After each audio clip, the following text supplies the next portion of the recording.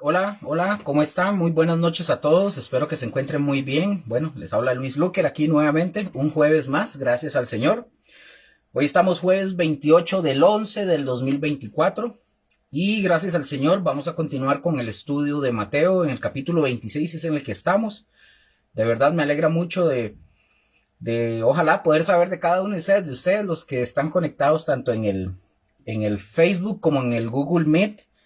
Damos gracias a Dios de verdad por sus vidas, y de parte de nosotros, verdad, como congregación, de nuestros pastores y de todos los que estamos ahí, los que servimos y los que estamos involucrados y los que somos básicamente siervos, les damos la bienvenida y les agradecemos su atención también. Y bueno, estamos aquí todos juntos para aprender, ¿verdad? Esto no se trata de quién es el que está al frente hablando, es de que todos estamos aprendiendo del Señor, no solamente es el que está al frente enseñando o el que predica desde un altar, no es la figura central, no es la estrella del show, somos siervos, nosotros solamente somos, como dijo Josué un día de estos, somos solo los heraldos, somos los mensajeros, nada más. Y, y nosotros nos encargamos básicamente de dar lo que el Señor nos manda a través de su palabra, enseñar como debe de ser, ¿verdad? Sin adulterar, sin engañar, ¿verdad? Como muchos, lamentablemente. Y bueno, vamos a dar gracias a Dios para iniciar esta noche. Tengo a Diana conectada aquí en el Meet, a mi hija. Ahí se irán conectando, espero, los demás y aquellas personas que vean posteriormente la enseñanza, pues ahí pues bienvenidos de verdad. Es un gusto para nosotros que ustedes estén aquí con nosotros. Y pues nada más, recordarles que ya vamos por el capítulo 26 de Mateo, estamos a punto de finalizar lo que es Mateo, ya estamos en donde vamos a entrar ahorita, ya vamos a entrar en el tema donde Jesús lo van a tomar, lo van a arrestar, etcétera, todo lo que ya nosotros sabemos, para posteriormente entrar en el capítulo 27 y 28 final. Y nada más para recordarles, si Dios lo permite, nosotros estaremos iniciando el estudio, terminando Mateo, vamos a iniciar el estudio del libro del Apocalipsis, y lo vamos a ir estudiando de forma así sistemática, ordenada, como debe de ser, para aprender juntos todos del libro del Apocalipsis, porque el Apocalipsis también tenemos que aprender bastante, y el libro del Apocalipsis es uno de los libros que más hoy en día, en muchas congregaciones no se toca, no se habla, no se menciona. Muchos no creen lo que el Apocalipsis enseña. Entonces es necesario. El Apocalipsis enseña que hay una bendición ahí especial para aquellos que tanto que la leen como los que escuchan. Hay una bendición especial. Eso lo vamos a ver posteriormente. Dios primero, cuando terminemos Mateo. Muy probablemente lo estemos iniciando Dios primero, para enero 2025, mientras estamos finalizando el estudio de Mateo. Bueno, damos gracias al Señor. Padre, gracias te damos en esta noche por tu palabra, por tu presencia, Señor.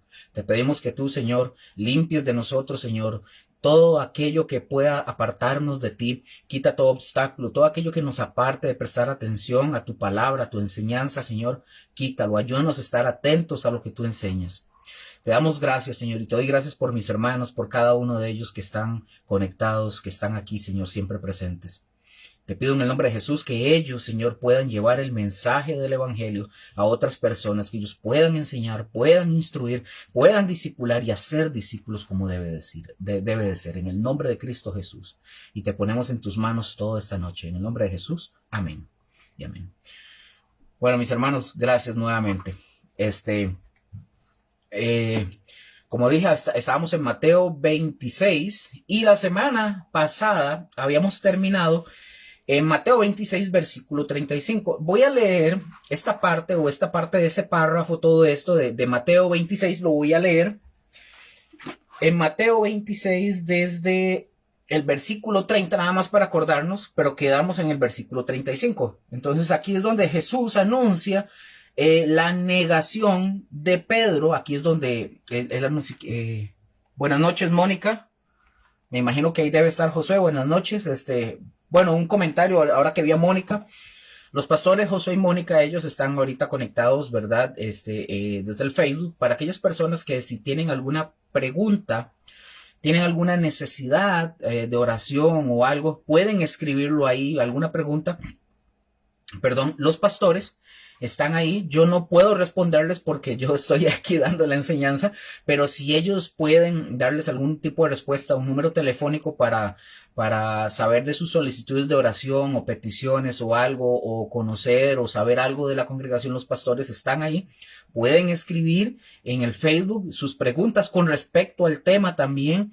Y ellos van o le responderán inmediatamente o posteriormente ellos responderán, ¿verdad? Entonces, yo no puedo responderles aquí de una forma inmediata porque yo estoy dando la enseñanza, entonces no estoy prestando mucha atención a lo que sucede en los comentarios. Entonces, yo sé que ellos con todo gusto, ellos van a estar ahí disponibles para poder ayudarles a evacuar dudas o preguntas.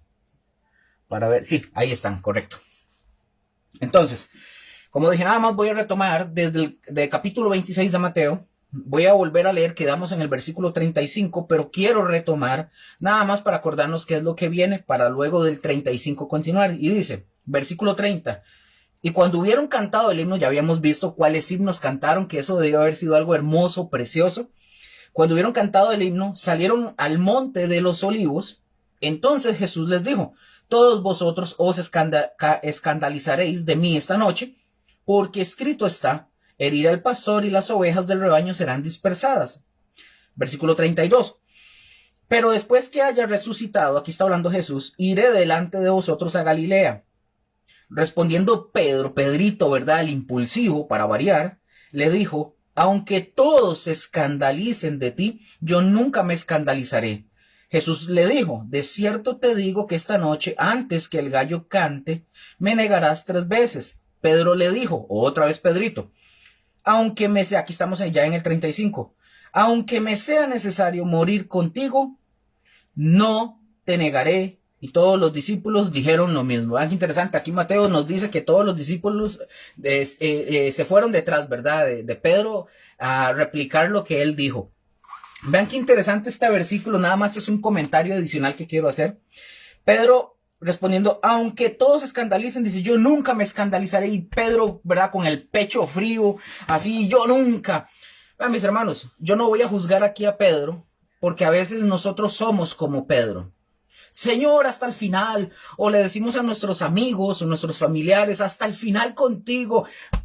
Yo pongo el pecho para que las balas me den a mí. Y a la hora de la hora, cuando nos damos cuenta, hacemos así. Pero, ¿en dónde están? ¿De qué se me hicieron? ¿Dónde están aquellos que decían hasta la muerte? No están.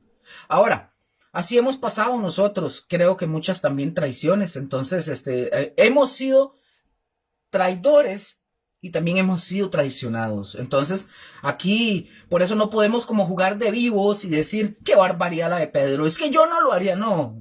Perdón, como decía alguien por ahí, no escupa para arriba porque le puede caer en la cara.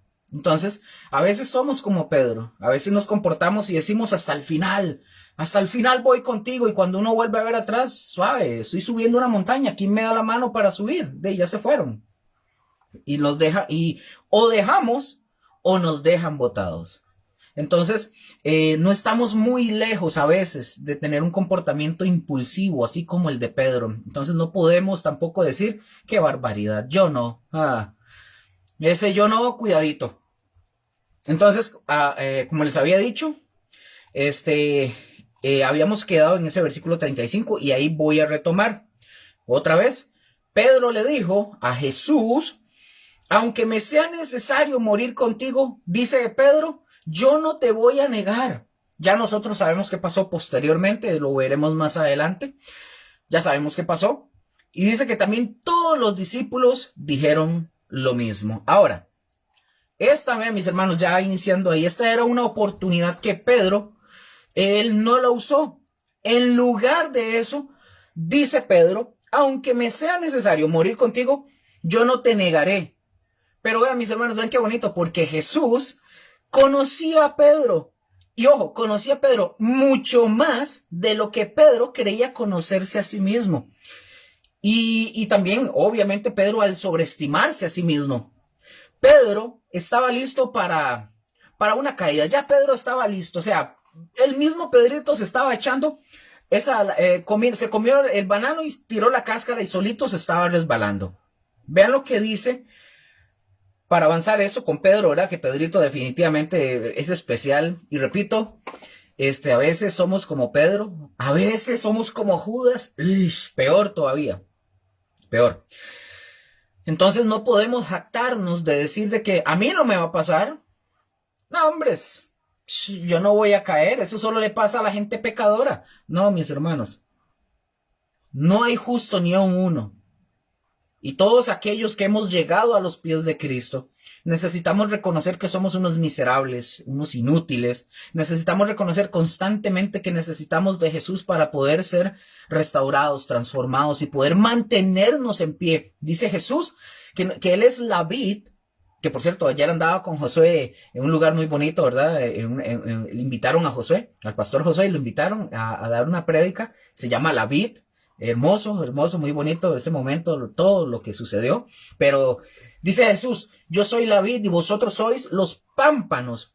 O sea, dice, lejos de mí también dice Jesús, nada podéis hacer y nada podemos hacer. O sea, básicamente Jesús nos está demostrando que nosotros no somos capaces de hacer nada. Pero Luker, yo soy un empresario, tengo una mente brillante, tengo plata, tengo negocios, estoy tranquilo en la vida, me voy a morir, mi familia va a poder seguir viviendo como 100 vidas más con todo lo que yo hice.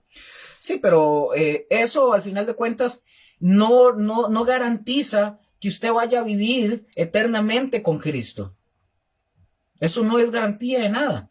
Si usted es pobre y el Señor te llamó siendo pobre y viviste toda la vida pobre, vas a ir al cielo si le sirves y obedeces al Señor. Así es simple. Y si el Señor te llama siendo rico, con todo, pues sígale sirviendo al Señor con todo y cuando llegue allá, si usted puede, porque usted puede morirse rico y ser un miserable y ser un pobre e irse al infierno. Y puede ser un pobre, literalmente, y terminar en el infierno igual de pobre, sin nada y perdido para toda la eternidad. Bueno, continuemos. Mateo 26, capítulo 26, versículos, vamos a leer, o les voy a leer mejor para ustedes. Ustedes en sus casas les recomiendo que por favor, ustedes, ¿verdad? Sean prudentes, sean personas sabias, tengan su Biblia abierta. Voy a hacer otro comentario en son de crítica y es, hoy en día en las iglesias vemos gente que llega a las iglesias sin Biblia. Algunos la leen del celular, no hay problema, ahí lo tienen, ok, perfecto. Pero yo he visto personas que llegan a las iglesias sin Biblia. Es decir, están poniéndole los oídos a alguien que está predicando desde un altar o predicando desde un dispositivo en vivo y están escuchando lo que alguien enseña y nada más comen y comen y comen y no saben si es verdad lo que se está hablando o si es verdad lo que se está predicando. No lo pueden ni pesar porque no tienen, sorry, pero este es un porcentaje altísimo hoy en el cristianismo, donde la gran mayoría, todos dicen saber, pero no saben. Entonces se sientan, prefieren escuchar a un predicador que les hable cualquier cosa y ellos creer que eso que él predicó es la verdad. Entonces yo les sigo insistiendo a ustedes y a cada uno de ustedes, mis hermanos, no porque me conozcan o sea Josué o Mónica o cualquiera de nosotros, o cualquier otro que esté predicando, por más reconocido que sea, o sea, si usted le va a prestar sus oídos y su tiempo, mínimo tenga su Biblia abierta para que puedan corroborar que lo que se está hablando es de verdad. Ténganlo, y eso es responsabilidad de ustedes. Mucha gente en la iglesia dice, me voy de ahí porque el pastor no me saludó, hoy me voy de ahí porque el pastor me habló feo, pero, o se van por muchas razones que son razones tontas. Pero al final de cuentas, siempre se van y quieren culpar a otras personas de que ellos se fueron o abandonaron al Señor por otros y no asumen su responsabilidad de decir, no, me voy porque la verdad yo soy un irresponsable, vago, un neófito, la verdad no me interesa leer la Biblia, no me interesa, yo quiero que me digan cosas bonitas y que me mantengan así chineado, que me alcen y me lleven, yo no quiero caminar. No, es responsabilidad suya y Dios a cada uno de nosotros va a pedir cuentas de lo que hicimos. Así es simple. No, el Señor no va a venir a decirle, mira, ¿por qué te fuiste de tal lado? ¿Por qué me dejaste? Ay, es que el pastor, voy a poner ejemplo al pastor Josué, es que el pastor Josué me dijo eso. No, no, no. Estoy apelando a su conciencia, a su razón. ¿Por qué? ¿Por qué? Entonces somos responsables. Abran su Biblia, ténganla a la mano. Si ustedes oyen o saben o ven algo que no es correcto, tienen la libertad de irse, de poder también debatirlo, decir, no es así. Pero como hoy los cristianos del siglo XXI, con toda la tecnología que hay, con todo el acceso que tenemos a la información, es la generación más ignorante, vagabunda, irresponsable, llorona, en el sentido de débiles, de que no voy, porque yo ya dejo de ir ahí porque ahí me hablaron muy feo. Ay, saque el violín, llore si quiere. O sea, es que ahí me hablaron feo, ahí hablan solamente del arrepentimiento y no me hablan a mí de que voy a ser rico de aquí a diciembre. No me habla, el pastor no me habló, no me está dando, no me dice que sí puedo comprar el bingo, la lotería para ver si pego y me hago millonario. No. Nosotros hablamos de la palabra, hablamos de Cristo, el centro es Cristo. Punto. Bueno, no estoy enojado, ¿verdad? Por aquello. Nada más estoy haciendo la aclaración. Usen las Biblias, léanlas, ténganlas a mano.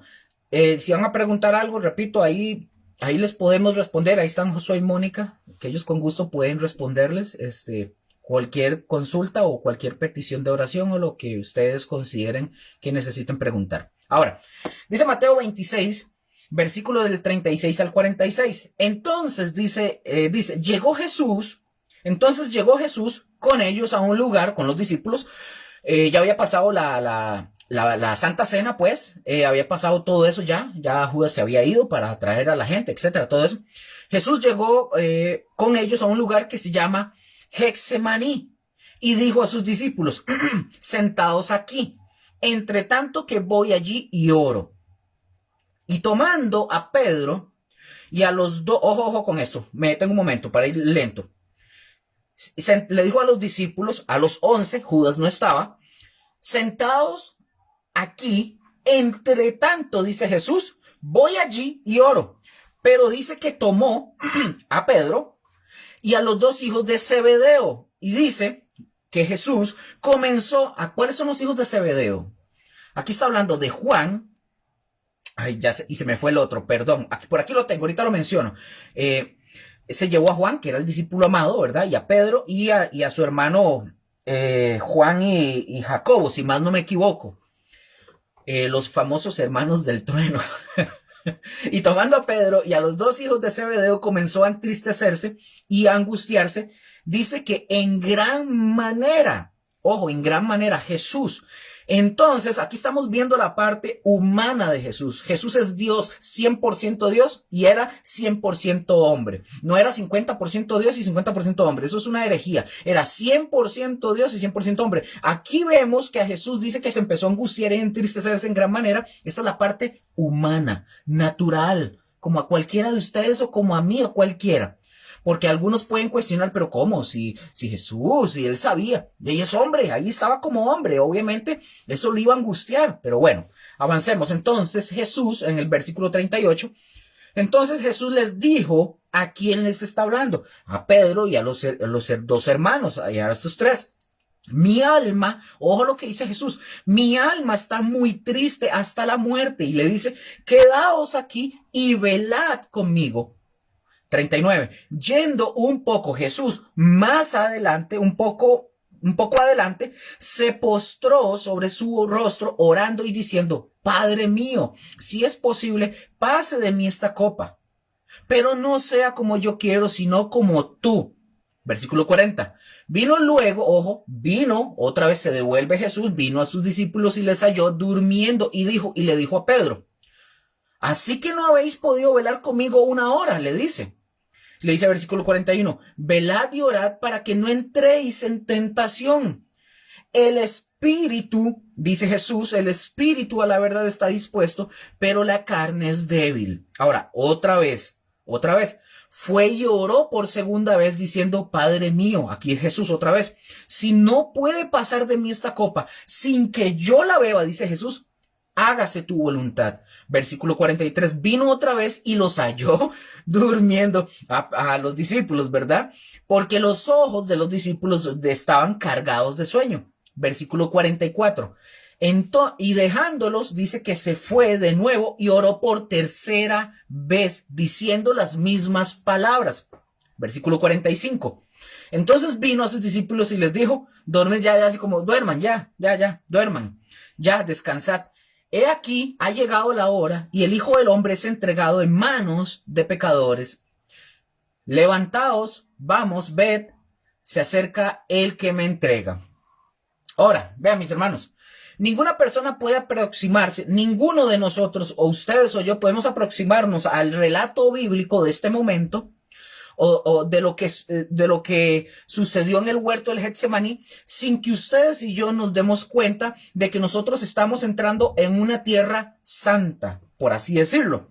Toda aquella persona que intenta comentar este hecho de lo que estamos hablando, por lo general, nosotros tenemos que tener un sentimiento como de maravilla y como de recelo por lo que estamos aquí viendo. Ya vamos a ir viendo esto porque lo digo. Vean lo que dice otra vez Mateo 26, pero versículo 36 al 38. Pongan atención. Repito, por favor, tengan sus Biblias. No importa si se las saben de memoria, ténganlas a la mano para que todo lo que nosotros hablemos, prediquemos o enseñemos esté a la luz de la Escritura, no lo que a Luker se le esté ocurriendo. Por favor, dice versículo 36 al 38. Entonces llegó Jesús con ellos a un lugar que se llama Getsemaní y dijo a sus discípulos, sentados aquí, entre tanto que voy allí y oro. Y tomando a Pedro y a los dos hijos de Zebedeo, comenzó a entristecerse y a angustiarse en gran manera. Entonces Jesús les dijo, mi alma está muy triste hasta la muerte. Quedaos aquí, velad conmigo. Ahora, pongan atención porque ya aquí, después de que Jesús entra en Getsemaní, yo no sé si lo sabían, pero se los comento. Getsemaní significa prensa de aceite. O sea, no hay nada por casualidad. Getsemaní, repito, el significado de Getsemaní significa prensa de aceite. Jesús dijo a 8 de los 11 discípulos que lo acompañaban, le dijo que lo acompañaban, que se sentaran y que esperaran. Les dijo que se sentaran y que se esperaran. Él toma luego a Pedro y toma a los dos hijos de Zebedeo y van más adentro del huerto del Getsemaní. Pregunto, ¿podría esto sugerir que diferentes discípulos tienen diferentes capacidades para empatizar con Jesús en su agonía? No lo sé. Podría ser sí, podría ser no, no lo sé. Pero Jesús se llevó a 3. Se llevó a esos 3. Se llevó justamente a Pedro, a Juan y a Jacobo. Entonces, dice, otra vez. Entonces, recordemos que Getsemaní significa esa palabra, y vea que tiene, o sea, su razón. Prensa de aceite. Yo no sé si ustedes han visto las prensas de aceite. Yo sigo a un señor en Facebook y en YouTube también. Se llama Eugenio Monesma, es español. Él muestra los antiguos oficios que se hacían antes, ¿verdad? Obviamente en España, cómo se hace el aceite, el jabón y un montón de cosas. Unos documentales muy bonitos, muy recomendable para que ustedes puedan ir a verlo, para aprender muchas cosas.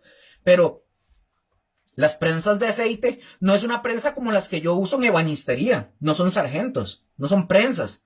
Son máquinas, prensas donde meten las olivas y las van prensando hasta que ellas chorrean. O sea, imagínense. Pero Getsemaní significa prensa de aceite.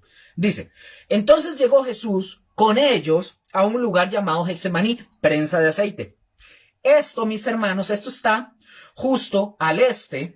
Está justo al este de la zona montañosa de Jerusalén por el arroyo de Cedrón. Doy todos estos datos para que ustedes puedan anotarlos e ir a investigarlos. Ustedes pueden ir a estudiar y profundizar mucho más. por el arroyo de Cedrón. Y en las faldas, pongan atención, y en las faldas del monte de los olivos, ahí se encontraba esta zona del Getsemaní. Rodeado de viejos olivos, Getsemaní, pongan atención, también tiene otro significado. Getsemaní también significa lagar. Ahí las aceitunas de lo que era el barrio, por así decirlo, eran aplastadas por el aceite que iban a extraer de ellas. Ahí también, o así también, ahí sería básicamente lo que nos está diciendo, que el Getsemaní, ahí es donde el Hijo de Dios iba a ser machacado, aplastado. Por eso se llama, o lagar, significa lagar o prensa de aceite. Es ahí donde Jesús, básicamente esto nos está diciendo de una forma simbólica, obviamente, ¿verdad? Es que Jesús ahí va a ser aplastado. Por eso él dice en el versículo 1, él dice en el versículo 38, dice, mi alma está triste hasta la muerte. Imagínense. Ahí el Hijo de Dios estaba siendo, pero machucado, aplastado, le estaba haciendo, o sea, todo ese dolor, el Getsemaní, básicamente ahí en el Getsemaní él estaba metido en la prensa de aceite. Estaba metido en la prensa de aceite. Y dice, comenzó a entristecerse y a sentir una gran angustia. Y Jesús, mis hermanos, les dijo con toda la sinceridad a Pedro, a Jacobo y a Juan, dice que su alma estaba agobiada de una tristeza básicamente mortal. Agobiado estaba Jesús. De una forma innegable, mis hermanos, se trataba de la inexpresable angustia de su santa alma al anticipar que iba a ser básicamente Jesús iba a hacer una ofrenda por el pecado de quién, del suyo y del mío. Imagínense, nosotros, ustedes y yo, que somos pecaminosos, nosotros no podemos concebir lo que significó para Jesús, básicamente, el sin pecado, ser hecho pecado por ustedes y por mí. Nosotros no podemos jamás concebir qué significó eso. Cuando ustedes y yo éramos los que teníamos que recibir ese precio, ese pago. Nosotros no lo podemos concebir, no hay manera. El Jesús, el Dios todopoderoso, el sin pecado, fue hecho pecado por ustedes y por mí. Por eso cuando entramos a estudiar todo esto, no podemos verlo y estudiarlo de una forma así tan superficial y decir, ¡ay, qué lindo! Mínimo, si usted es hijo de Dios o dice ser hijo de Dios y dice ser cristiano, usted tiene que sentir como yo y como nosotros pena, dolor, angustia de saber de que por nosotros, que no lo merecíamos, Cristo, el Hijo de Dios, el que no tenía pecado, fue hecho pecado por usted y por mí.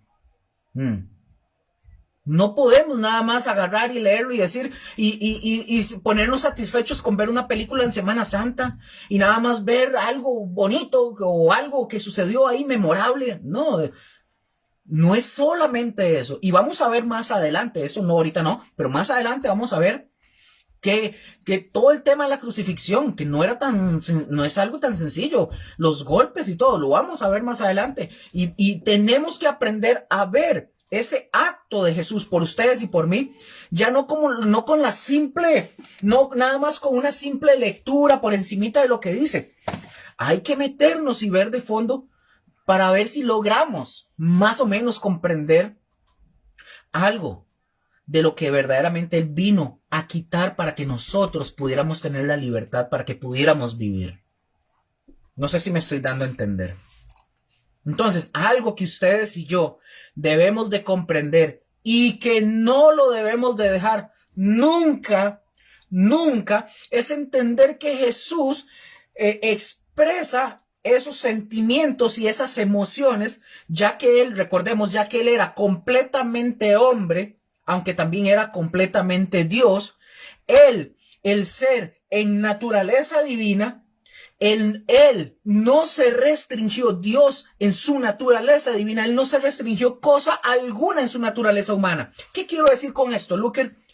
Él padeció en su totalidad como un ser humano. Lloró, sufrió dolor, angustia, etcétera, etcétera, etcétera. Como cualquiera. Y en esta condición de hombre, nosotros no podemos ignorar que en ese precioso momento, en el Getsemaní, en la prensa de aceite, él estaba experimentando todo, como cualquier hombre, como usted y como yo. Hay gente que dice erradamente, dice, no, hombres, Jesús no le dolió nada porque él era Dios. Oiga, por favor, no sean tan ignorantes, perdón que sea tan directo. No sean tan ignorantes a la hora de hablar. Jesús era 100% Dios y 100% hombre. Y él aún así no se restringió el dolor. ¿Podía haberlo hecho? Sí. Pero si él se hubiera restringido el no sentir dolor, el no sufrir, no hubiera tenido mucho sentido lo que es la expiación, porque tenía que padecerlo para que hubiera una paga por el pecado, que fue él, dicho sea de paso. Entonces, Jesús ahí en el Getsemaní, él experimentó todo como ustedes y como yo. Igual. ¿Qué sentirían ustedes? O no sé, me pueden poner ahí en el Facebook, pero ¿qué sentirían ustedes de saber que alguien puede entrar a la puerta de su casa, viene con una AK-47, los apunta en la cabeza, se los llevan secuestrados y ustedes saben probablemente que los van a llevar y los van a decapitar, los van a volar un balazo en la cabeza o los van a torturar? Eso ya por default a uno lo deja, ya comienza uno a sudar, a respirar así, no sé.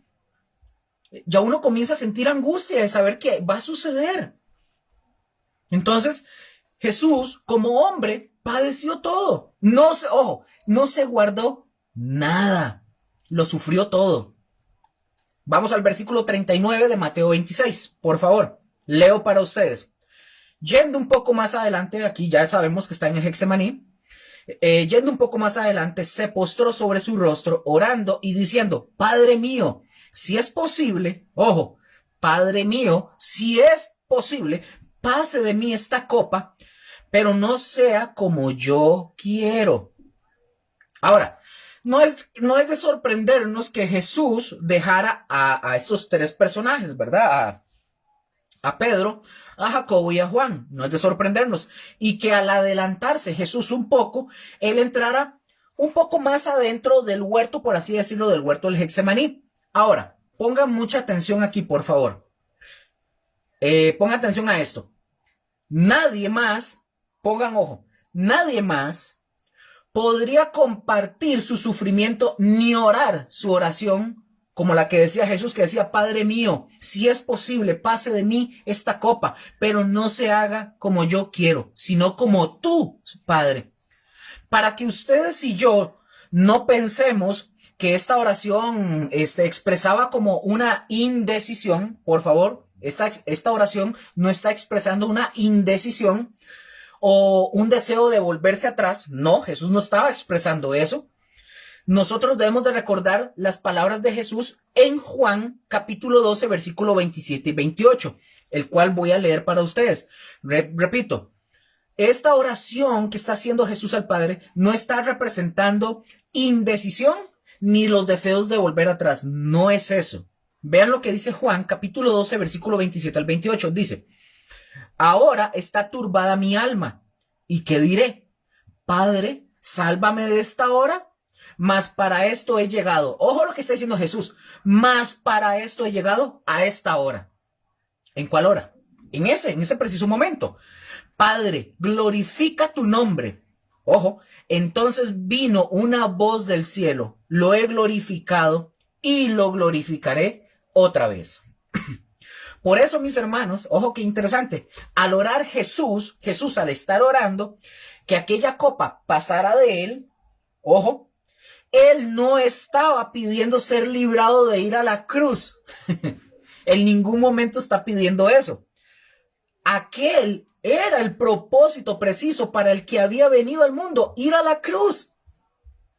Esta oración era un discurso, o sea, no tenía el propósito de causar una respuesta. Ese no era el propósito, sino darnos a nosotros una lección. Jesús venía a decir con esto, básicamente, Padre mío, si hay alguna otra manera en la que los impíos, pecadores, puedan ser salvos, y no mediante que yo vaya a la cruz, revela esto ahora. Pero con todo esto, es como que si Jesús lo estuviera diciendo, con todo esto, quiero que se sepa que no deseo nada contrario a tu voluntad. Básicamente es lo que Jesús está diciendo. En ningún momento está yendo en contra del Padre. Él está expresando también en su naturaleza humana esa angustia. Pero ya lo vimos en Juan. Juan lo dice mejor. Él dice, mas para esto he llegado a esta hora. No hay nada más que decir. Así que cae por tierra o se cae por piso cualquiera que quiera tener alguna intención de decir, vean, hasta Jesús quiso echar para atrás. No, no quiso echar para atrás. Ya lo acabamos de ver. ¿Cuál fue la respuesta de Dios respecto a esto que Jesús está orando? No hubo ninguna. No hubo respuesta. El cielo se mantuvo en silencio. Aquí hay un principio interesante. Yo espero que en algún momento podamos dar esto, si se puede, que tiene que ver con el tema de si Dios responde a todos sus oraciones.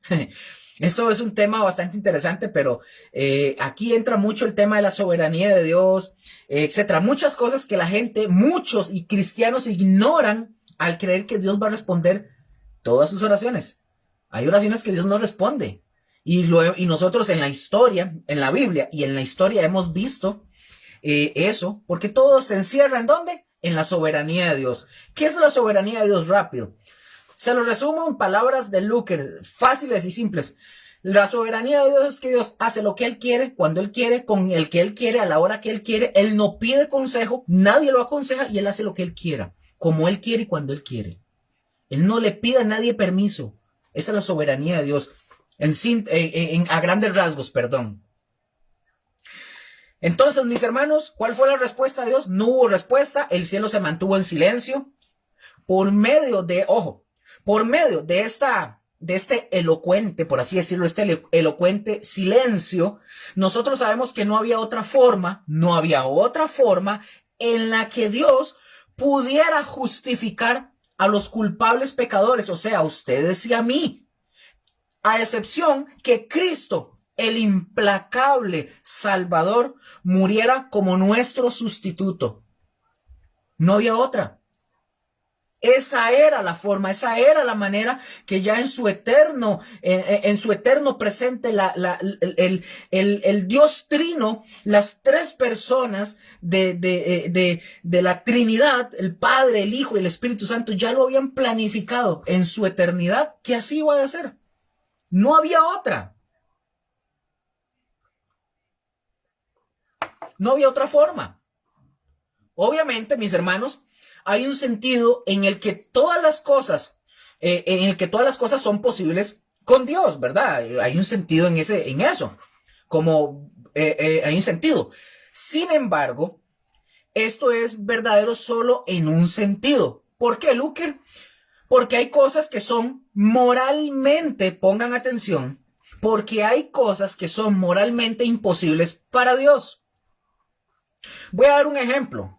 Yo he escuchado, y déjeme decirle que es algo que a mí a veces me revuelve el estómago ver, y gente que está diciendo, Señor, yo quiero, no voy a hablar de otros, voy a hablar de mí. Hace muchos años, yo tortero, ¿verdad? Tortero, metido en broncas y en cosas cuando no conocía al Señor. Yo estaba en algo que no debía de estar. Entonces yo decía, Señor, si es posible, permíteme estar con esta muchacha, decía yo. Claro, pero permíteme, decía yo, estar con esa muchacha era vivir en fornicación, en adulterio, no casado con ella y en condiciones que no eran correctas. Entonces hay gente que le pide a Dios cosas que son moralmente imposibles para Dios. O sea, Dios no viene la gente tiene la mente, en la idea, en la cabeza de que Dios viene para poder conceder cualquier babosada que a nosotros se nos ocurra. Señor, necesito que me ayudes con la lotería. He escuchado eso un montón de veces. Señor, ayúdame para pegarme el gordo navideño. El Señor no concede ese tipo de cosas. Aunque la gente le atribuye divinidad cuando se pegan la lotería, o le atribuyen cosas divinas a ciertos actos o ciertas cosas que parecen bendición de Dios, pero Dios no aprueba ni va con lo que es moral en contra de él. Señor, por favor, que vuelva mi mujer porque me dejó, pero no se ha casado. Vive en unión libre. Señor, ayúdame Pero viven haciendo todo lo contrario a lo que Dios establece. Y cuando ellos comienzan a romantizar el pecado, romantizan tanto el pecado que todos dicen gracias, Señor, porque, ay, y le ponen el no. O sea, pero no quieren obedecer lo que sí dice las Escrituras. Eso es otra cosa. Bueno, continuemos, ¿verdad? Porque si no, vamos y cambiamos de tema y después después de José me escribe y me dice ahí, oiga, no es una prédica, Luker, es la enseñanza. No, vamos a ver. Entonces, como dije, hay cosas que son moralmente imposibles para Dios. Entonces, otra vez, ¿cómo, Luker? ¿Qué es lo que usted está diciendo? Es imposible que Dios mienta también, por ejemplo. Hebreos 6:18, para que lo apunten y lo lean. Hebreos 6:18, es imposible que Dios mienta. Es que imposible que Dios mienta. Además, es imposible agradarle a Dios sin fe. Hebreos 11:6.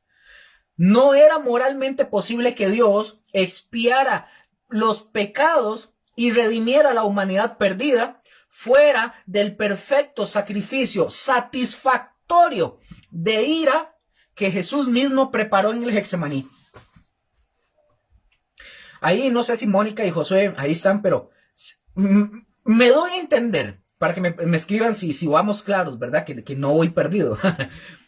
No sé si me doy a entender, para ver quiénes están. Hola Joseph, ahí está. Hola Gretel, Mónica, sí todos. Hola, qué bueno verlos ahí. Mónica acaba de poner algo y es muy fuerte, sí, pero es la verdad. Dios no va a tener esa comunión y relación con personas que creen en traer a Dios y hacerlo a mi voluntad. No. O nosotros vamos a Dios y que Dios nos haga a su voluntad, o seguimos viviendo en nuestros delitos y pecados, morimos y nos vamos al infierno. Ups. O tomamos la determinación de decir, Señor, es que aceptar lo que Dios dice es aceptar el 100%, no el 90%.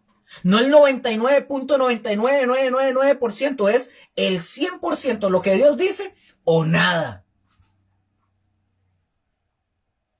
Tan sencillo. Tan sencillo. Dios el Padre, mis hermanos, para continuar, Dios el Padre nunca, ojo, nunca negaría al Hijo ninguna petición. Él nunca lo iba a negar, porque Jesús oraba de acuerdo con el corazón y la voluntad del Padre. Y recordemos que la voluntad de que Jesús tenía que ir a la cruz era la voluntad del Padre, del Hijo y del Espíritu Santo. Como Dios, en la unidad, como Dios. Entonces nunca le iba a negar, entonces jamás le iba a contestar esa oración.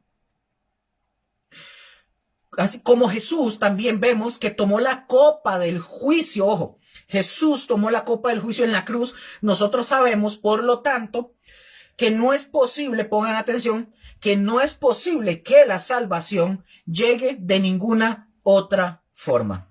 Si hubiera alguna otra forma de ser justificados delante de Dios, entonces Jesús murió innecesariamente.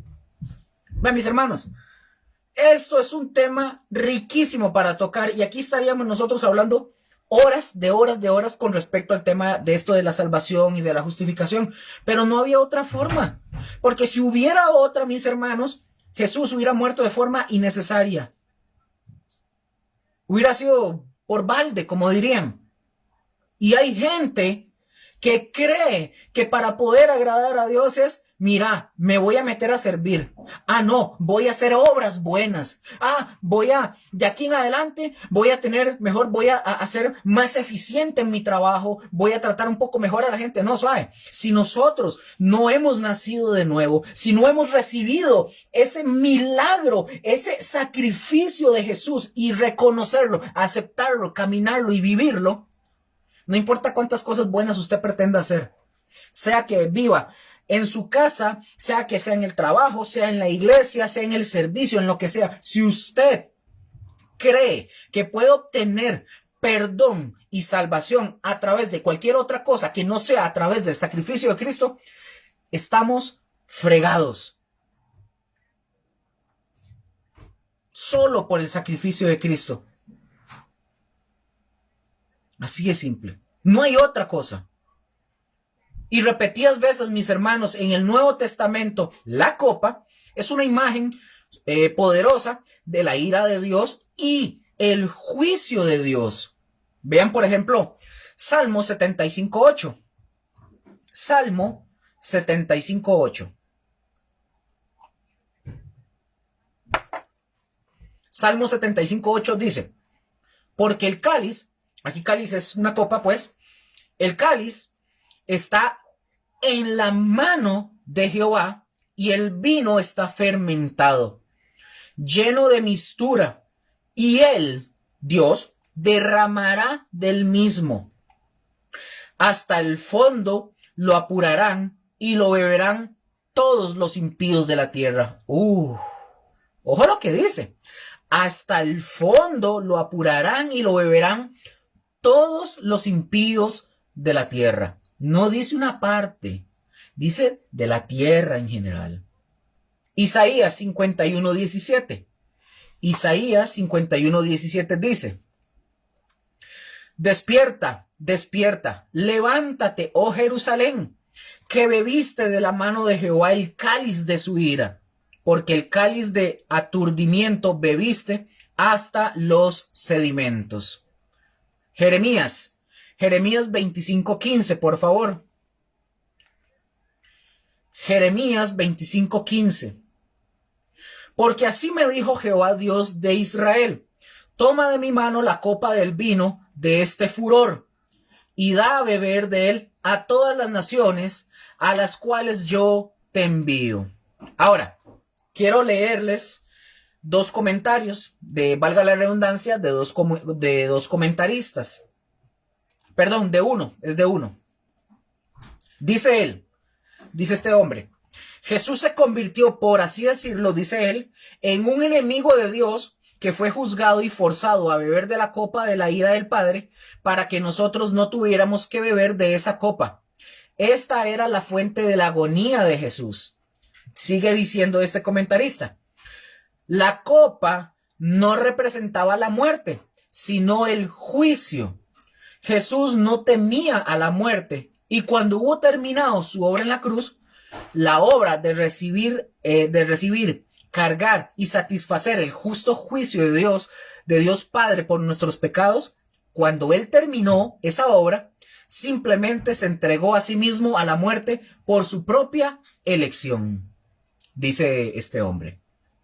Entonces vean, por eso dice Jesús, pero no sea como yo quiero, sino como tú. ¿A quién le está diciendo? Al Padre.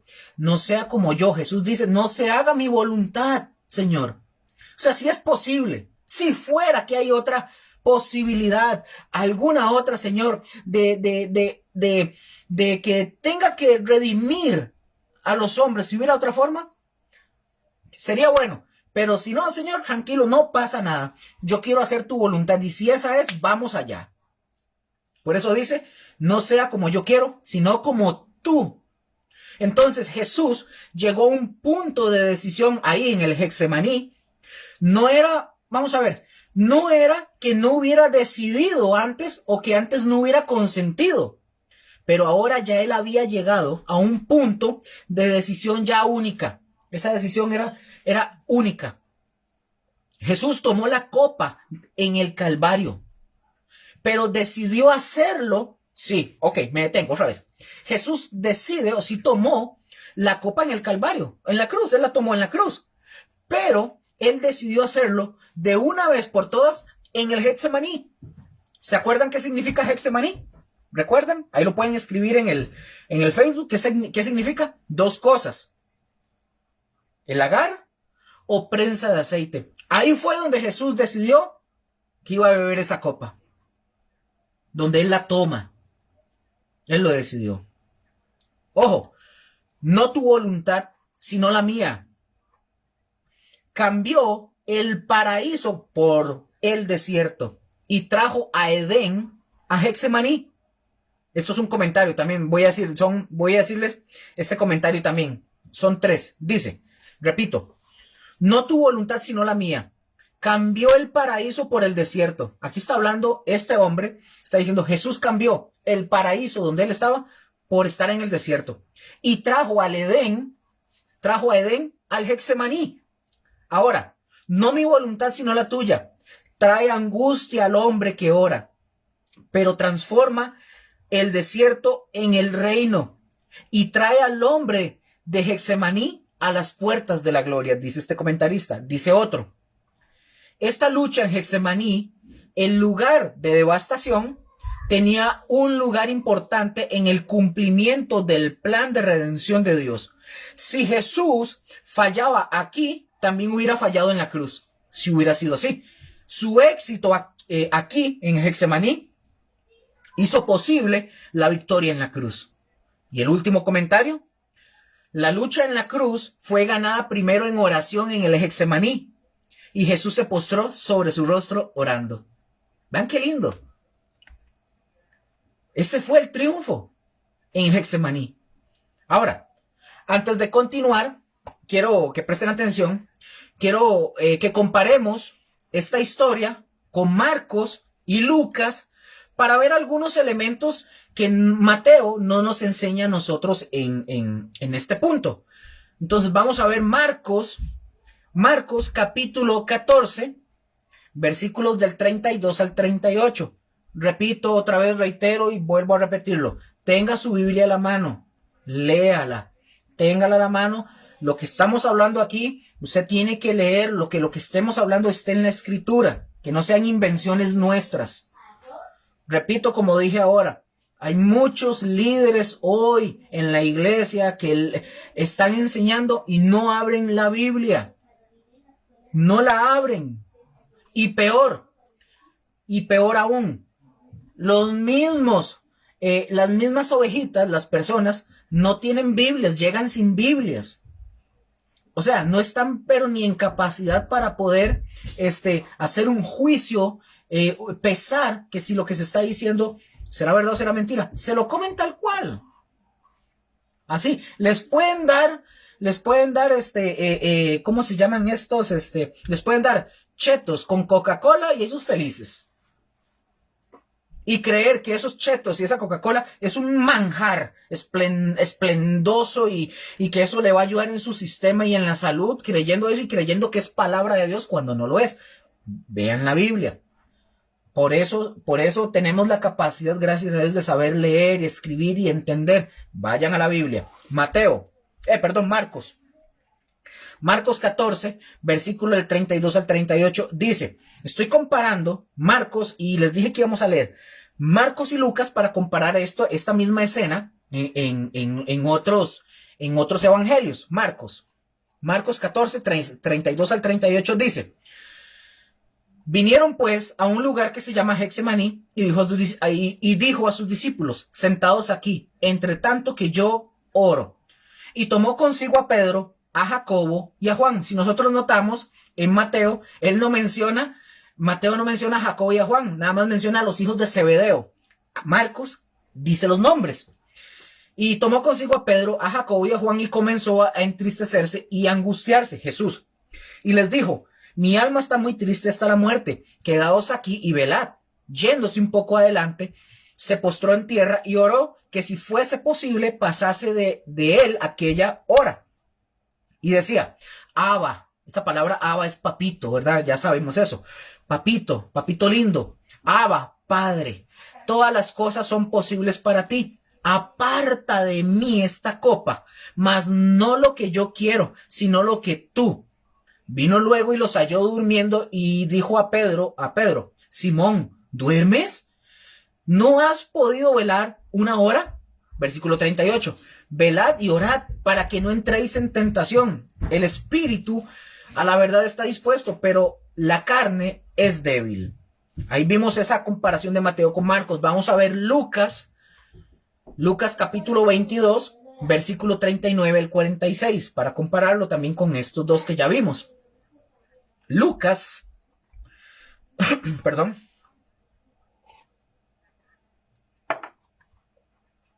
Lucas 22, versículo 39 al 46. Dice, y saliendo se fue, como solía, y saliendo se fue, como solía, al monte de los olivos, y sus discípulos también le siguieron. Cuando llegó a aquel lugar les dijo, orad, que no entréis en tentación. Y él se apartó de ellos a distancia como de un tiro de piedra. Y puesto de rodillas oró, diciendo, Padre, si quieres, pasa de mí esta copa, pero no se haga mi voluntad sino la tuya. Y se le apareció un ángel, vean qué interesante, aquí ya lo que Lucas nos menciona, lo que Lucas revela aquí. Y se le apareció un ángel del cielo para fortalecerle. Y estando en agonía, oraba más intensamente, y era su sudor como, pongan atención, y era su sudor como, ese como es un símil, como grandes gotas de sangre que caían hasta la tierra. Cuando se levantó de la oración y vino a sus discípulos, los halló durmiendo a causa de la tristeza. Y les dijo, ¿por qué dormís? Levantaos y orad para que no entréis en tentación. Ahora, me detengo aquí un momento. Observemos bien el versículo 44. Pongan atención en esto. No dice, quiero que vean el verso 44. Dice, y estando en agonía, oraba intensamente y era su sudor como grandes gotas de sangre que caían hasta la tierra. No dice el versículo 44 que estaba sudando sangre. Pongan atención. No dice que Jesús sudaba gotas de sangre, sino que usa una figura literaria que es el como, o sea, un símil. Con esto, lo que está haciendo la palabra, o Lucas en este caso, está haciendo la comparación de la cantidad de sudor que estaba sacando el cuerpo de Jesús, o sea, por la agonía. Es decir, gotas de sudor tan grandes y espesas por la presión de lo que él tenía que enfrentar. Es lo que está diciendo. Ahora, vamos de nuevo a Mateo. Agarren sus Biblias y devuélvanse. Vamos a Mateo 26. Mateo 26, versículo 40 al 41. Mateo 26, 40 al 41 para avanzar. Ojo lo que dice. Vino luego a sus discípulos y los halló durmiendo y dijo a Pedro, ¿así que no habéis podido velar conmigo una hora? Velad y orad para que no entréis en tentación. El espíritu a la verdad está dispuesto, pero la carne es débil. Volviendo Jesús otra vez a los discípulos, él los encuentra como durmiendo, estaban ruleados, estaban cansados. El espíritu, o sea, su espíritu estaba como valeroso, por así decirlo, pero la carne, o sea, el cuerpo de ellos era débil, era débil. Nosotros no nos atrevemos a condenarlos a ellos, yo por lo menos yo no me atrevo a condenarlos a ellos, porque cuando nosotros pensamos en nuestras propias vidas de oración, nosotros dormimos mejor que lo que nosotros oramos. Entonces no podemos juzgarlos a ellos, porque a veces dormimos más. Pregúntenme a mí, yo cuando toco cama, yo quedo en coma. A mí me puede caer la casa encima, relámpagos de todo lo que pasa, yo nunca me di cuenta. Entonces, no podemos juzgar y decir, qué bárbaros, es que, porque, oigan, perdón, es que hay cristianitos que juegan de buenos. Hay cristianos que quieren jugar de que son demasiado, que son más buenos que Dios. Que dicen, es que yo así oro y yo me levanto y... Perdón, a mí en lo personal, yo tengo que reconocerlo, a mí me cuesta, eso Mónica y José lo saben. A mí me cuesta, a mí me dicen madrugada y si yo ya estoy dormido, lo siento, tienen que ponerme una máquina para ver si estoy respirando. Tienen que oír a ver si de verdad estoy respirando o escuchar a ver si mi corazón está palpitando. Porque yo caigo, a mí nada me despierta. Entonces, repito, no podemos atrevernos a condenar a los discípulos porque cuando ustedes y yo pensamos en nuestras vidas de oración, nosotros dormimos mucho mejor que lo que oramos y nuestras mentes son aún más vagabundas y vagamos más cuando deberíamos estar velando. Hablo por mí primeramente, para que nadie se sienta aludido u ofendido. Estoy hablando por mí. ¿Cuántas veces no nos tiene que decir a nosotros el Señor, lo que le dijo a Pedro? ¿Qué fue lo que le dijo a Pedro Jesús? Así que no habéis podido velar conmigo una hora. Velad y orad para que no entréis en tentación. Entonces, vean, mis hermanos, Jesús valoraba y él deseaba la ayuda de sus amigos en esa batalla de oración y de esa decisión que estaba enfrentando. Pero incluso sin su ayuda, sin la ayuda de ellos, él resistió en oración hasta que la batalla, ¿qué fue? Ganada. Hasta que fue ganada. Pero ellos, vean qué interesante. Vamos a ver, para pasarme aquí un momento. Vean qué interesante. Ojo lo que dice este comentarista. Dice este comentarista, pero ellos no solo no lo ayudaron, sino que lo hirieron con su insulsez para cumplir con su deber y en vez de limpiar su sangriento sudor, por así decirlo, sacaron más de él, dice este comentarista. Esa insulsez es simpleza por aquello. Por ejemplo, ven mis hermanos, Jesús, él sabía perfectamente que Pedro le fallaría, él sabía. Sin embargo, Jesús lo animó para la victoria, sabiendo que los recursos se encontraban. ¿En dónde se encontraban los recursos para que él pudiera obtener la victoria, Pedro? En velar y en orar. Ahora, si Pedro despertaba, pongan atención, si Pedro despertaba tanto física como espiritualmente y se acercaba en dependencia total a Dios, tal vez hubiera podido evitar negar a Jesús en la hora crítica. Tal vez. Nadie va a saber eso porque no lo sabemos. Pero bueno, seguimos. 2 comentarios más que les quiero decir. Dice este comentarista también, dice, por velar, los dirigió a la utilización de tales medios que estaban al alcance de su uso. Al agregar, orad, les deja saber que no estaba en su poder permanecer sin la ayuda de Dios y su asistencia, la cual debe ser obtenida por oración, dice este comentarista. Dice el otro, Jesús encontró victoria en la cruz al triunfar en la lucha en Getsemaní.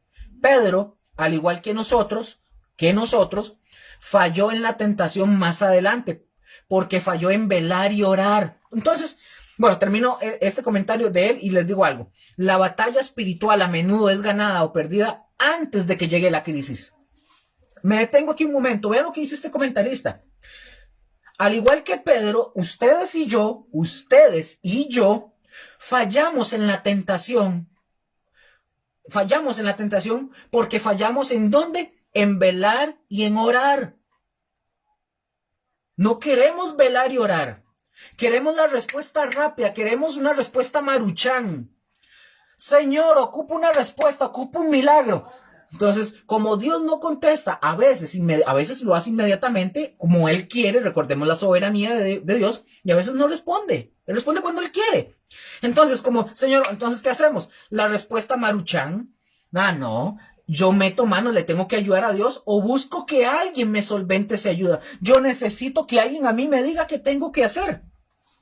Que no estoy diciendo que esté mal. Estamos para ayudar, pero hay responsabilidad de mi parte. Yo tengo que moverme a hacer algo y es velar y orar.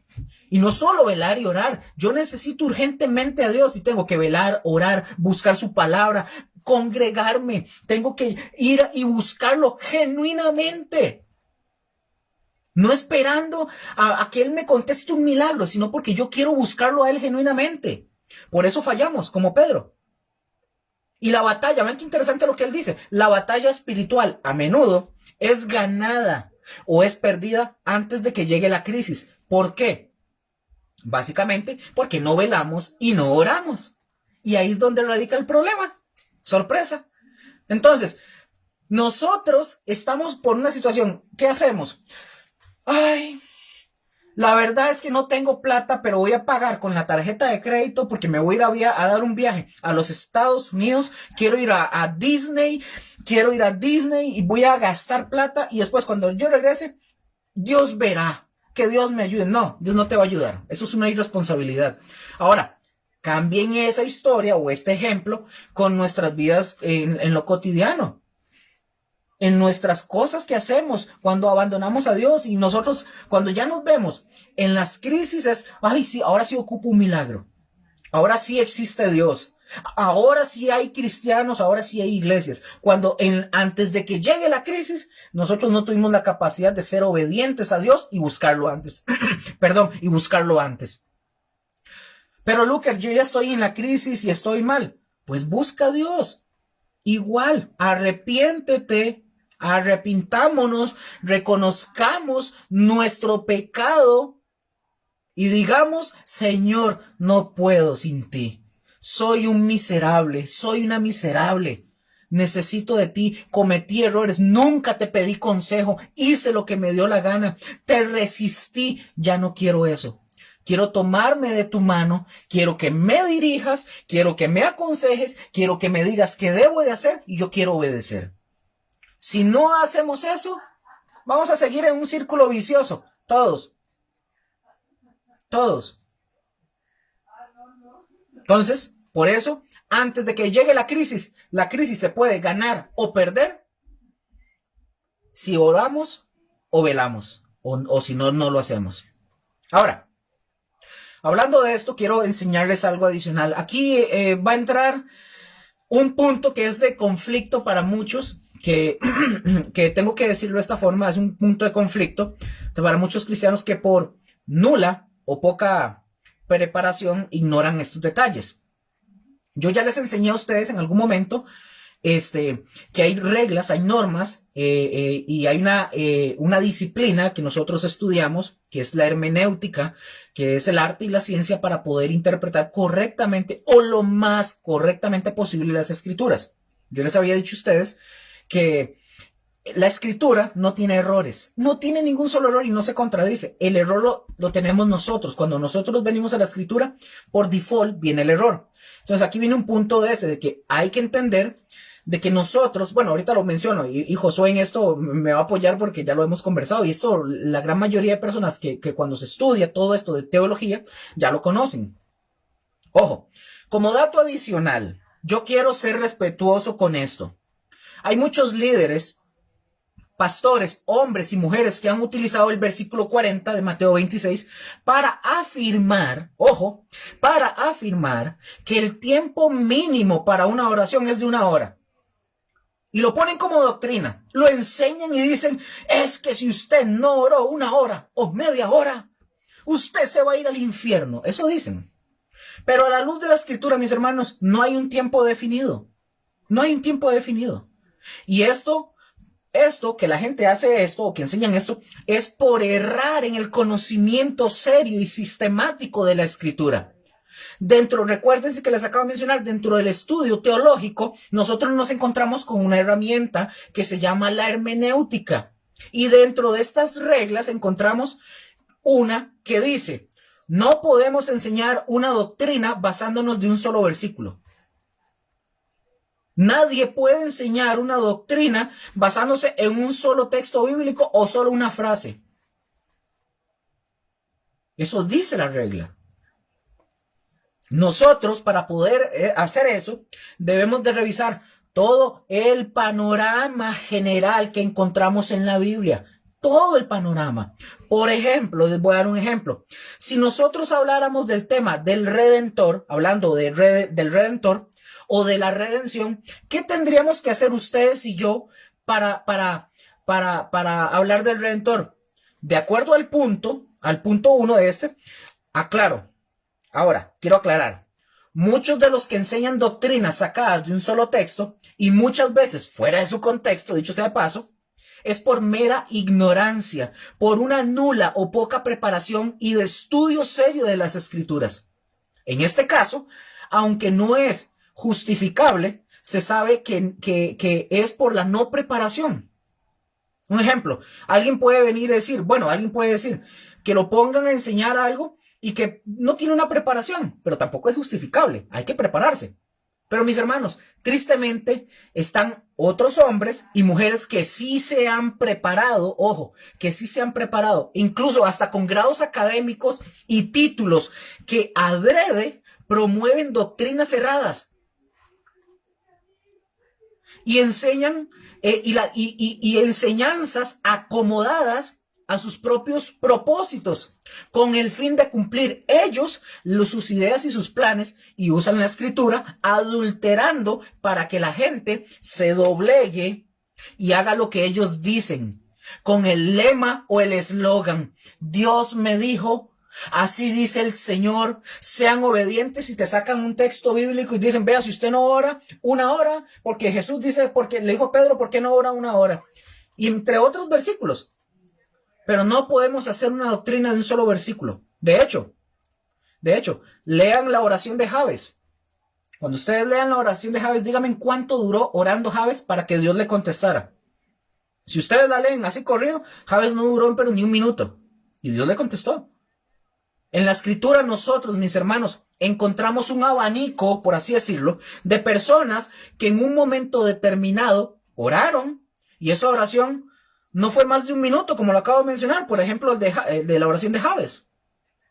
Otros, por ejemplo, pasaron orando años y al final Dios respondió, y a otros sus oraciones no fueron ni siquiera contestadas y ya, y punto. Entonces, mis hermanos, ¿qué quiero decir con esto? Lo que yo quiero decir es que no hay una regla de tiempo para decir, mira, Luker, Josué, Mónica, si oramos 30 minutos, ahí Dios sí va a responder. O 1 o 2 horas para que Él responda. No, mis hermanos. La palabra dice que oremos y velemos. No dice cuánto tiempo, en horas o minutos. La escritura dice siempre. Es decir, si sacamos tiempo, por ejemplo, en esto, para no hacerles bolas. ¿Cuál es el centro principal del tema de velar y orar? Velar y orar.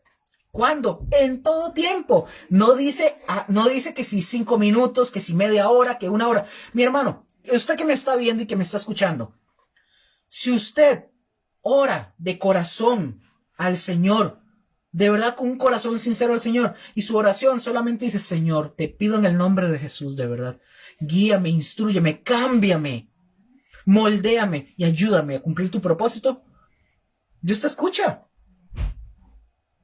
Dios no va a decir, te faltan 58 minutos, siga. Pero si usted va a orar 1 hora porque usted quiere hacerlo de esa forma, 7 horas, 2 horas, quiere orar por un día, quiere hacer una vigilia, no hay problema, se puede hacer. Lo que estoy yo hablando aquí es cuando queremos meter como doctrina.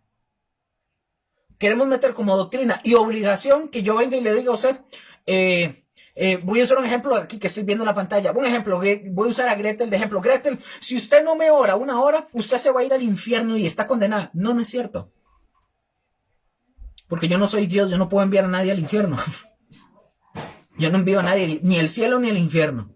Simple y sencillamente, si tú oras con un corazón en gratitud, en alabanza, de verdad con sinceridad al Señor, si duraste 5 minutos, media hora, 1 hora, 2 horas, el tiempo que te llevó orando, el Señor te va a escuchar. Te va a escuchar. El centro principal de esto dice que oremos y velemos. No cuánto tiempo, ni en horas ni minutos. La escritura siempre lo dice así siempre. Es decir, si sacamos tiempo en la mañana, gloria a Dios. Si sacamos tiempo en la tarde, gloria a Dios. Y si sacamos tiempo en la noche, gloria a Dios. El punto es que oremos. Hay gente que dice, es que el Señor solo oye a los que se levantan de madrugada. Otra vez estamos cayendo en errores doctrinales, enseñando como doctrinas de hombres cosas que no son. Si usted es una persona, como en mi caso, que yo caigo en coma, si yo no oré en la mañana, por lo menos levantar, Señor, gracias por darme la vida, un ejemplo. Pero si no oré en la mañana, pero sí pude orar en la tarde, gloria a Dios. Y si no, oro en la noche. Si usted tiene la costumbre de orar en la madrugada y levantarse, genial, siempre y cuando sea de corazón sincero para el Señor. Pero Lucas, yo lo hago en la tarde. Espectacular. Si usted lo hace, gloria a Dios, con un corazón genuino y transparente. Pero Lucas, yo lo hago en la noche. Genial, igual lo mismo. Pero Lucas, viene otro, yo lo hago desde que amanece hasta que anochece, solo saco tiempo para comer e ir al baño. Gloria a Dios. Simple. Entonces, hay gente que quiere doblegar a la gente como, oré una hora porque es el otro. Bueno, eso es otra cosa. Eso es otra cosa. El punto, como dije, es que velemos y oremos. Muchos, ojo, vean mis hermanos, muchos hasta se han alejado de Dios porque les han dicho que si no oran una hora en la mañana, están condenados. Si usted no se levanta a la madrugada y usted es un, como, le dicen, usted no es cristiano. Como los que dicen que si usted no se ha bautizado, usted no tiene el Espíritu Santo. Que si usted no habla en lenguas, usted no tiene el Espíritu Santo. Bola de ignorantes. Perdón, pero es la verdad. Que si no oran en la mañana están condenados.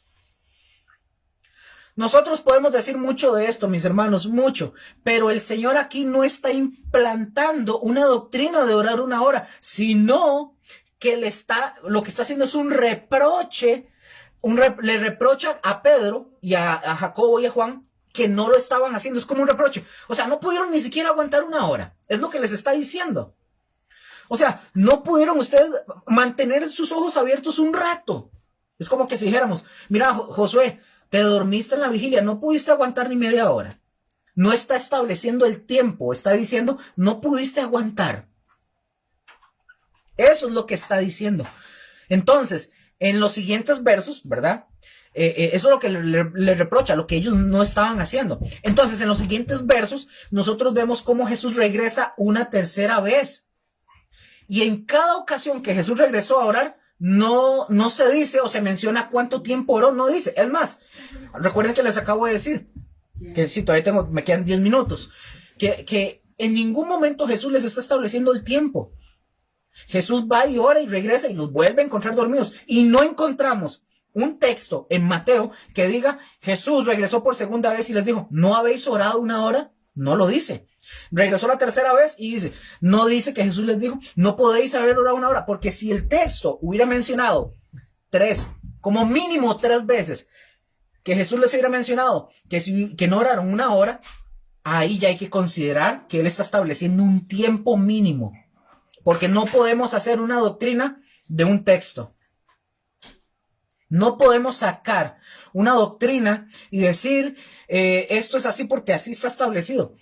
Tiene que haber más respaldo bíblico y tenemos que irnos al panorama general de la Escritura para ver qué dice el Antiguo Testamento conjunto con el Nuevo Testamento. Es decir, hay que ver el contexto inmediato, el contexto mediato y el contexto remoto.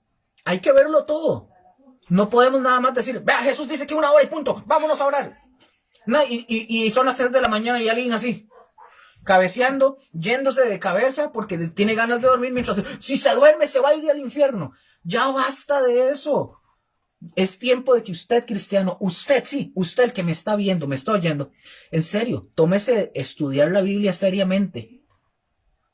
Tómese en serio esto. No podemos estar sacando, vi este versículo, voy a hacer algo porque me pareció algo bonito por lo que yo veo y lo que yo siento y lo que yo creo. Déjense de varas.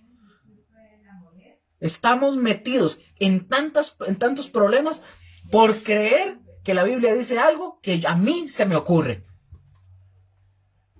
Hay que estudiar, por eso les digo, tengan la Biblia en la mano. Vayan a sus iglesias, congréguense. Si en su iglesia si en su iglesia no hay un equipo de formación de gente para estudio de la Biblia, pues busque algún lugar Y si usted no tiene dónde congregarse, venga a Gosén. Nosotros, los pastores, todos nosotros, tenemos una escuela de formación. Pueden formarse para que no coman cuento. De verdad que sí. Vamos, regresemos. Mateo 26:42. Mateo 26:42 dice, para avanzar este tiempo que me queda. A ver, ¿dónde voy a quedar? Ok. Mateo 26:43 al 46 dice, vino otra vez y los halló durmiendo porque los ojos de ellos estaban cargados de sueño. Dejándolos se fue de nuevo y oró por tercera vez, diciendo las mismas palabras. Entonces vino Jesús a sus discípulos y les dijo, dormid ya y descansad. He aquí ha llegado la hora y el Hijo del Hombre es entregado en manos de pecadores. Levantaos, ved, se acerca el que me entrega. Cuando vino de nuevo Jesús a los discípulos por segunda vez, estaban otra vez durmiendo. Lo mismo sucedió la tercera vez. Él oraba, ellos dormían. Él oraba, ellos dormían. Pero para este momento, mis hermanos, ya se había acabado la oportunidad de velar con Jesús. O sea, en su vigilia, en la vigilia de Jesús. Ya se oían y se veían los pasos del traidor. ¿Cuál traidor? De Judas. Jesús dijo, levantaos, vamos. No en huida, quiero que vean eso. Cuando él dijo, levantaos, vamos, no es en huida para esconderse, sino para hacerle frente al enemigo. Antes de que vayamos, vamos a ver, antes de que nos vayamos del huerto, básicamente, o sea, de esta historia, hagamos una pausa. Antes de que nos vayamos del huerto, hagamos una pausa para poder oír el lloro. Oigamos ese lloro para tratar de observar el dolor de Jesús y para darle las gracias a nuestro Señor Jesús de todo corazón por lo que Él hizo. Tratemos de escuchar eso antes de salir de aquí, desde esta historia del huerto. De verdad que sí. Démosle gracias, de verdad. Mateo 26, versículo 47. Me quedan, creo que 5 minutitos. Dice, Mateo 26, 47. Mientras todavía hablaba, vino Judas. Ya aquí aparece Judas, ¿verdad? Ya Judas ya viene con el tumulto de gente. Mientras todavía hablaba, vino Judas, uno de los 12, y con él, con Judas, mucha gente con espadas y palos de parte de los principales sacerdotes y de los ancianos del pueblo. Cuando en la cena de la Pascua, recordemos esto, cuando en la cena de la Pascua Jesús ya había básicamente desenmascarado a Judas, él debió haberse apresurado, Judas, para ponerse en contacto con los principales sacerdotes y todos los aliados de los sumos sacerdotes, ¿verdad? De los sacerdotes, es decir, los hombres que lo habían contratado, que habían contratado a Judas. Pregunto, ¿tenía miedo que una vez conocía a Judas, tenía miedo que una vez conocía su traición, la alarma se extendería y que de todo lugar se reunieran amigos de Jesús? O sea, pensemos especialmente en los muchos galileos que ahora estaban en la ciudad, ¿verdad? Por las festividades, para defender a Jesús. Ahora, seguramente Judas pudo haberles dicho a las autoridades judías, supongamos que dijo esto, háganlo pronto, preferiblemente de noche, cuando no hay multitudes alrededor de Jesús. Háganlo de noche, ¿verdad? Porque si se hacía de día, hubiera sido una guerra civil ahí. Entonces, los líderes judíos lo habían estado esperando. ¿A quién? A Judas.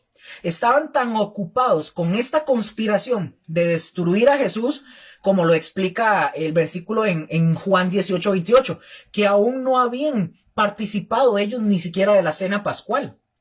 No lo habían participado porque estaban pero desesperados por atrapar a Jesús. Por lo cual, mis hermanos, había que averiguar dónde estaba Jesús así. ¿Dónde estaba Jesús? Había que organizar un grupo de personas armadas, había que notificar a la guardia del templo, había que obtener permiso de Pilato, el quiliarca romano, para que un grupo de soldados pudiera acompañar a la guardia del templo. Había que alertar a todos los miembros del Sanedrín, había que obtener antorchas, espadas y palos. Había que enfatizar la necesidad de mantener el secreto a todos los que estaban comprometidos con este asunto. Tenían que hacerlo así rápido y de noche, por eso tenía que ser así.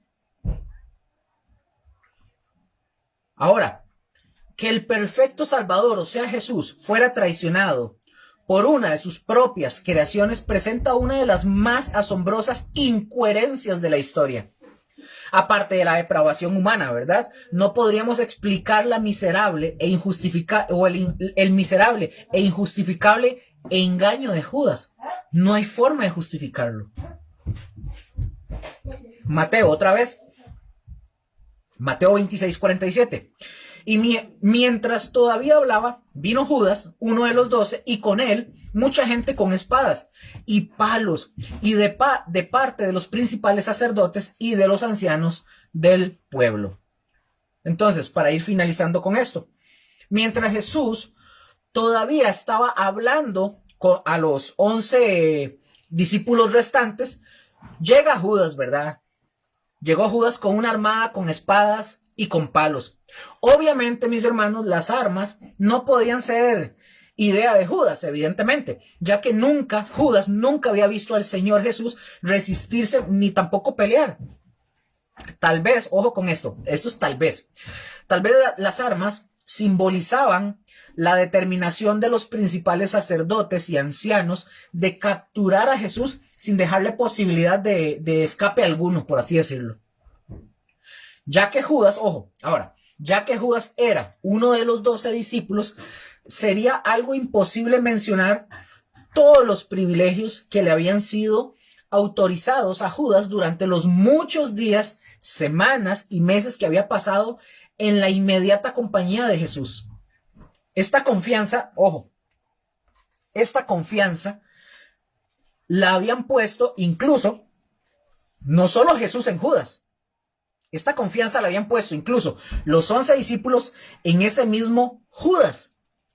Tan así que lo habían hecho tesorero a Judas, que era el que metía la manita, ¿verdad? En el tesoro. Y ahora, en este punto, él, o sea, Judas, estaba demostrando ser completamente indigno de todos estos honores y ventajas y de toda esa confianza que se le había dado. Era indigno.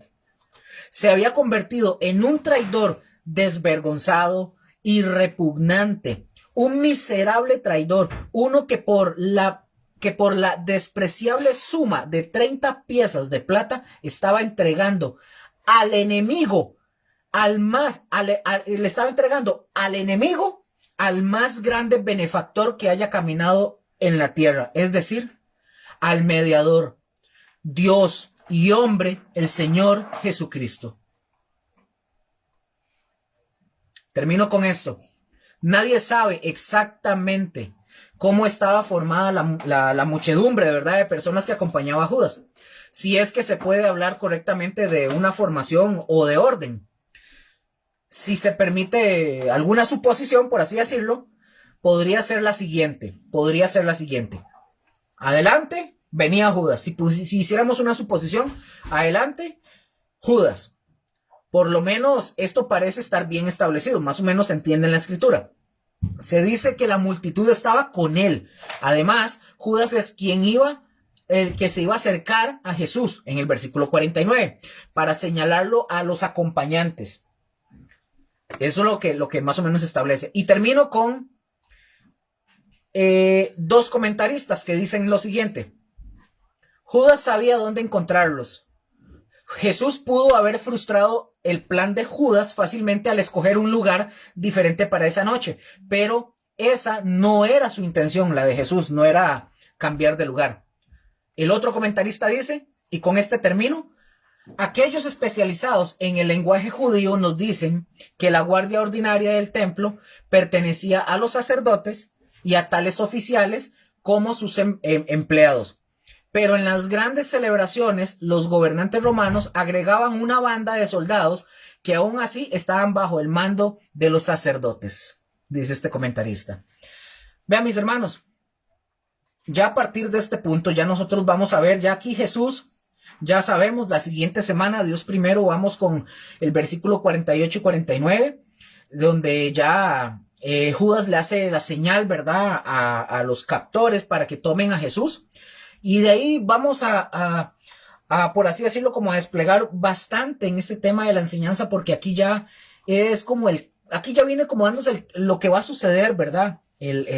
Para la crucifixión. Entonces ya aquí empieza el sufrimiento de Jesús y vamos a ver cosas muy, muy interesantes con respecto al tema del sufrimiento de Jesús, ¿verdad? De lo que es la pasión de Cristo, porque nosotros vemos en la tele, por ejemplo, en los años 80, 90, nosotros veíamos un Jesús, ¿verdad? Les pintaban aquí con un lapicerito y unas gotitas.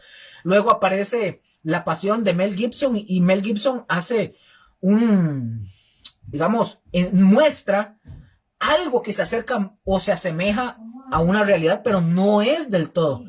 Vamos con el estudio que más adelante vamos a ir desarrollando, vamos a ir viendo cómo de verdad Jesús fue tratado. No fue solamente unos cuantos latigazos y todo. Es algo increíble de lo que él tuvo que sufrir por ustedes y por mí. Bueno, damos gracias al Señor por esta noche y terminamos acá. La otra semana continuamos con lo que nos corresponde y por favor, igual les invito a que continúen para que terminemos todos y aprendamos bastante. Si quieren, si alguna persona está como desactualizada y no sabe de qué estamos hablando, pueden ir igual a Facebook, pueden ir a ver los otros videos para que puedan ir viendo el hilo, sigan la hilación de las enseñanzas para que tengan el contexto de lo que hemos venido hablando correctamente. Bueno, gracias Padre, te damos en esta noche por tu palabra, por tu enseñanza, porque es por tu palabra que somos libres, que nos hace libres. Gracias, Señor. Gracias por el sacrificio de Jesús. Gracias, Señor, por haber enviado a Jesús. Gracias, Señor, porque nació, porque murió y porque resucitó para darnos vida eterna. Gracias, Señor. Bendigo a mis hermanos donde estén, aquí a Rose, a Janet, a Diana, a los que están conectados, a José, Mónica, a Gretel, a Joseph y a todos los que vean la enseñanza, Señor, los bendecimos y te pedimos, Señor, que nos ayudes, Señor, para hacer tu voluntad en el nombre de Jesús. Amén y amén. Chicos, todos los que están ahí, que les vaya muy bien, espero que todo les salga bien. Nos vemos, bendiciones a todos. Chaito.